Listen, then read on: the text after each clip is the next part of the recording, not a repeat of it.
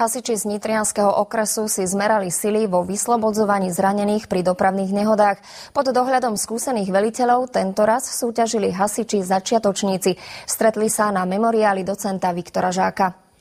Úlohou hasičov z Nitry, Šale a Vrábeľ bolo popasovať sa s ťažkou dopravnou nehodou, pri ktorej zostala vodička zakliesnená v aute. Navyše bola aj vážne zranená. Páni, vydržte, veliteľ, páčte, stále nekomunikuje. Súťažiaci hasiči museli v prvom rade zistiť, aké má žena zranenia, čo vôbec nebolo pre nich jednoduché. Až potom mohli vodičku vystrihnúť a dostať von, kde jej poskytli prvú pomoc. Následne ženu odovzdali do rúk záchranárom. Všetko museli zvládnuť do 15 minút. Keby sme boli na skutočnej nehode, tak tam ideme ešte rýchlejšie. Všetci spolu!